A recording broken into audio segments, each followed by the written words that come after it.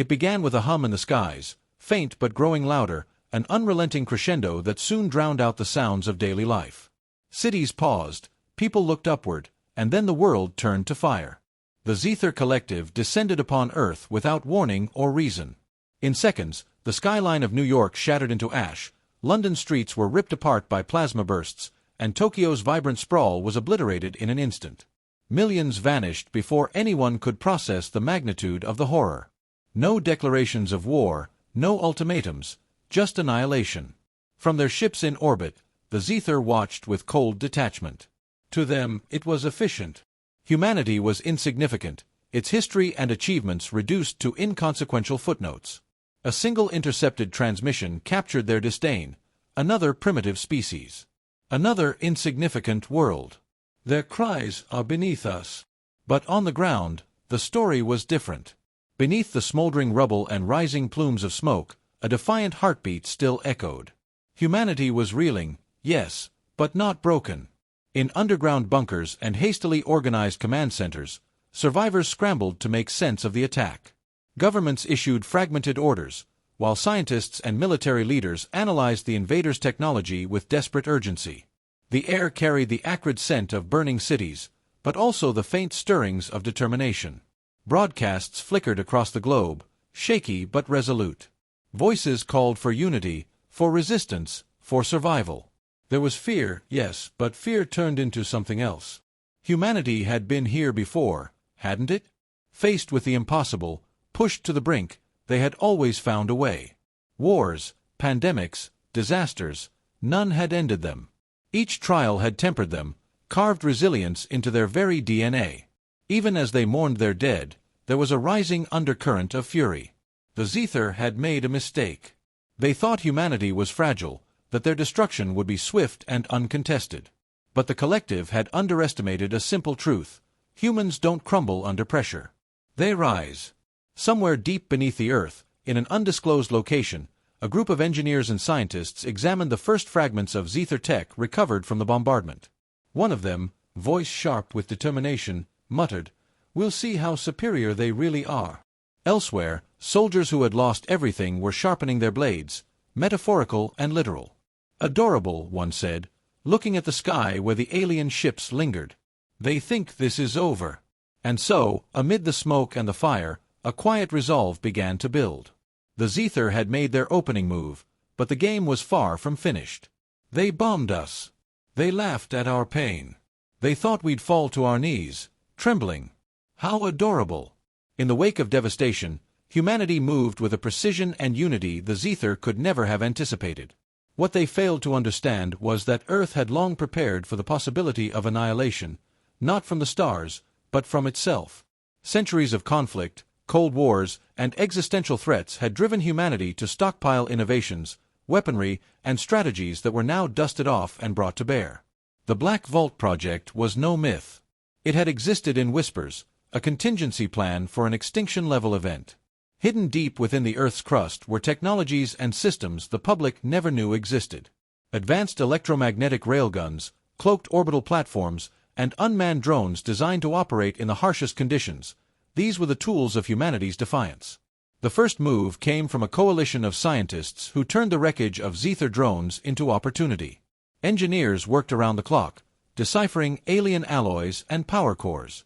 They identified a weakness: the Zethar's reliance on centralized command nodes to coordinate their fleet. Disrupt the nodes, and their forces would fall into disarray. It was a glimmer of hope in a storm of despair. Governments dissolved traditional rivalries overnight. Resources, data, and manpower were shared without hesitation. Military leaders, hardened by decades of territorial disputes, now found themselves united in a single cause: survival. Nations that had once prepared to fight each other now combined their might against a far greater enemy. The brilliance of humanity was not just in its ability to innovate but in its adaptability.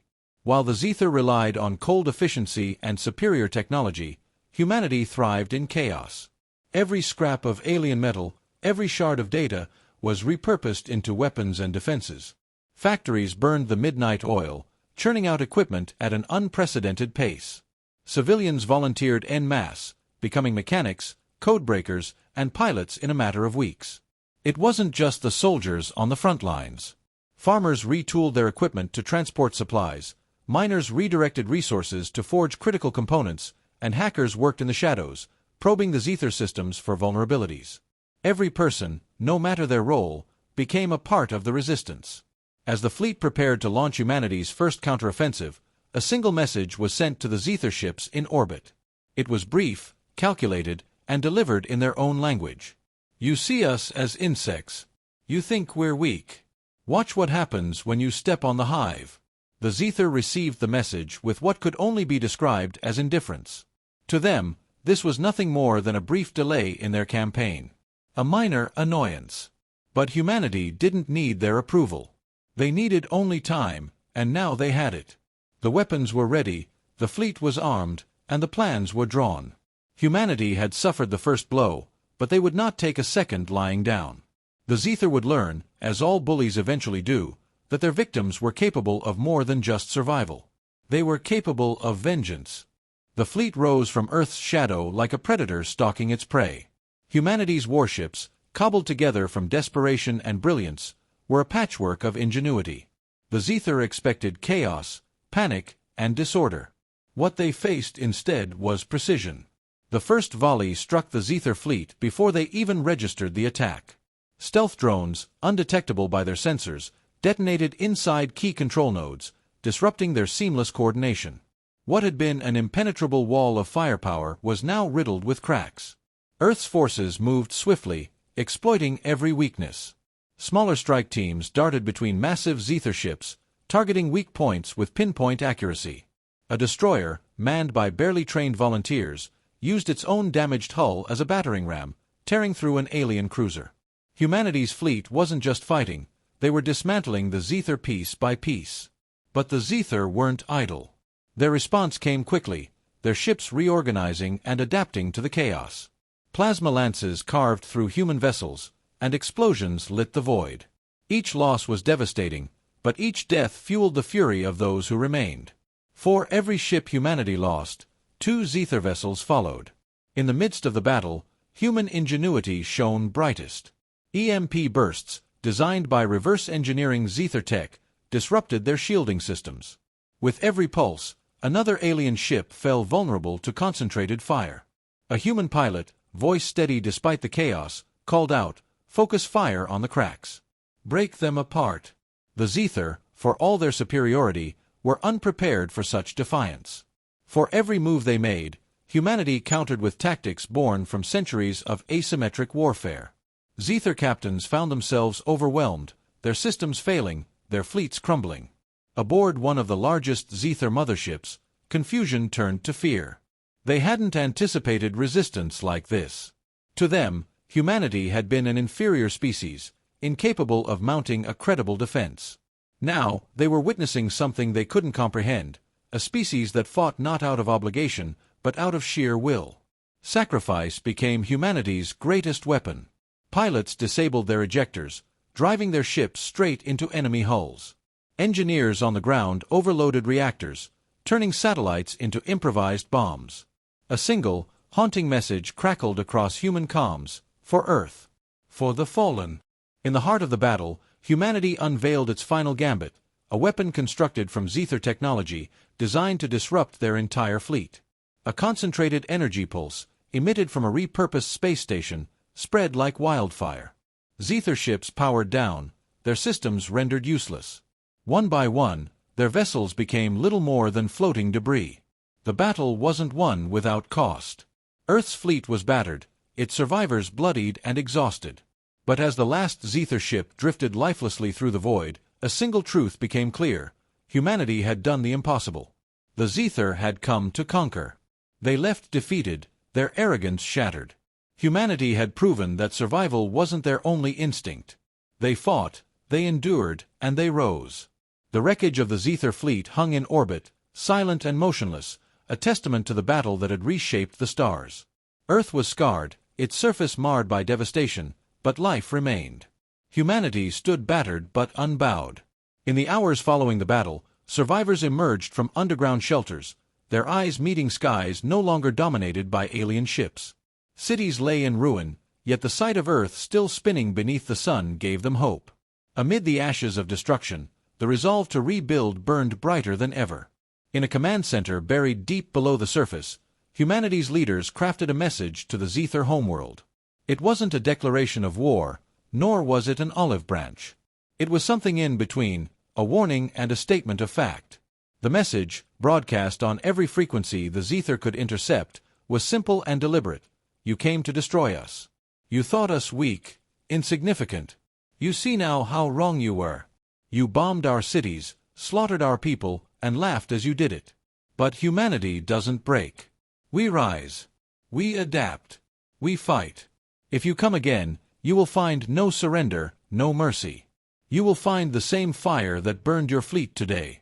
The Zethar had no response. For all their technological superiority, they had not anticipated this outcome. The silence from their end was almost deafening. On Earth, the task of rebuilding began. The streets of ruined cities filled with people carrying bricks, tools, and hope. Engineers and architects gathered to design infrastructure stronger than before. Farmers tilled soil that had been scorched, and children played amid the rubble, their laughter a sign of humanity's refusal to be extinguished. The sacrifices made during the battle were not forgotten.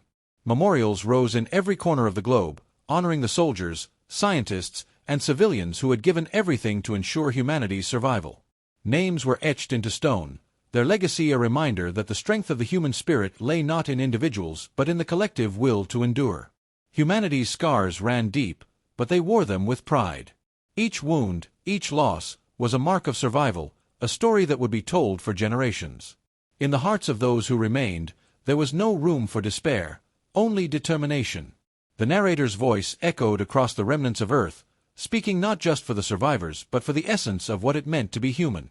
They thought they'd crush us, that we would cower before their might. But humanity isn't defined by its fragility. We're defined by our resilience. They didn't just fail to defeat us, they reminded us of who we are. And as Earth's people looked to the stars, there was no fear, only resolve. The message was clear: humanity wouldn't just survive. It would thrive.